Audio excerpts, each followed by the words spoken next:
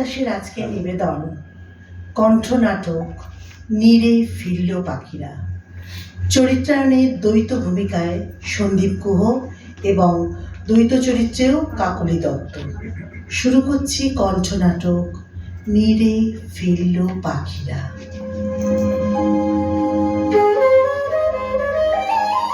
কলমে কৌশিক ভট্টাচার্য।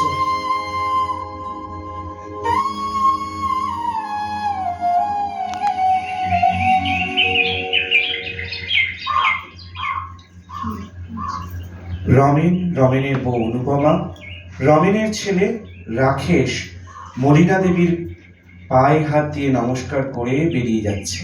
কাঁদতে কাঁদতে মলিনা দেবী বলছেন, তোরা আর একটু ধৈর্য ধরতে পারলি না? কি করা যাবে মা বলো তো? আমি তো এটা ঠিক চাইনি। তুমিও অনুপমার চাকরিটা মেনে নিতে পারলে না, আর অনুপমা তোমার ঘরকন্যার কাজে সাহায্য করতে পারলো না।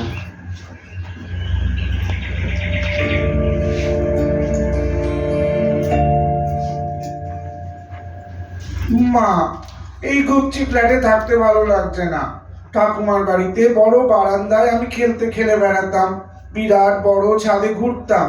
এখানে একে ছোট জায়গা, তারপর কেউ কাউকে চেনে না। তোমরা ফিরে চলো না মা। ও মা, পাপিকে বলো না প্লিজ, ফিরে চলো মা। রাকেশ বাবা, এইসব কথা তুমি একদম বলবে না। যাও যাও, পড়াশোনা করো গিয়ে, কাল স্কুল আছে কিন্তু।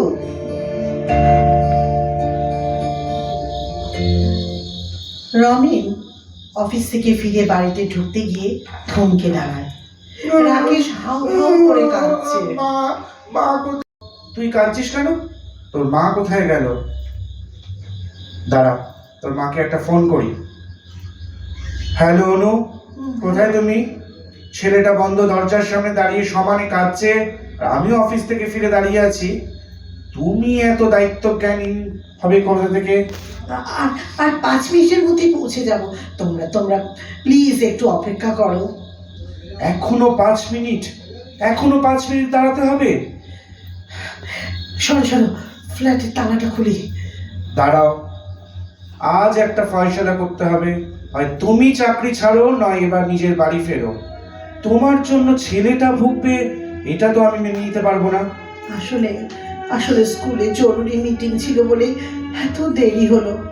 আমার জন্য এই ছেলেটা এত কষ্ট পেল। না, চলো বাড়িতেই ফিরে যাই। তুমি খালি মাকে বুঝিয়ে বলো যাতে আমার চাকরি করাতে উনি কোনো আপত্তি না করেন। Very good decision. নিশ্চয়ই মাকে রাজি করানোর দায়িত্ব আমার।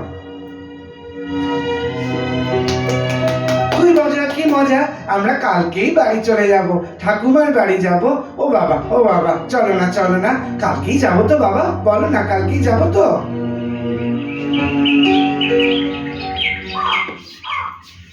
মলিনা দেবী দেখেন ওনার ছেলে বৌমা নাতি ফিরেছে। উনি হাসি মুখে সবাইকে আদর করতে থাকেন। আজ আমার কি আনন্দ, তোরা সবাই আমার কাছে ফিরে এসেছিস। এইবার এই বাড়িটা বাড়ি বলে মনে হচ্ছে। এতদিন ফাঁকা লাগছিল। মা, আমাকে ক্ষমা করবেন। আমার কথাতেই আপনার ছেলে আর নাতি আপনার থেকে দূরে চলে গিয়েছিল। বিশ্বাস করুন, আমি আমার ভুলটা বুঝতে পেরেছি। না মা, আসো আমার বুকে এসো। আমিও ভুল করেছি, আর আমি তোমার চাকরি করা নিয়ে কোনো কথা বলবো না মা। শুধু তুমি আমাকে রান্নার কাজে একটু সাহায্য করো, কেমন? তুমি হলে ঘরের লক্ষ্মী। নিজের মনের মতো সংসারটা সাজিয়ে তোলো দেখি মা। ঠাকুমা, আজ রাতে কিন্তু আমাকে ভূতের গল্পটা শোনাতেই হবে, বলো না ঠাকুমা, শোনাবে তো? নিশ্চয়ই দাদু ভাই, শোনাবো।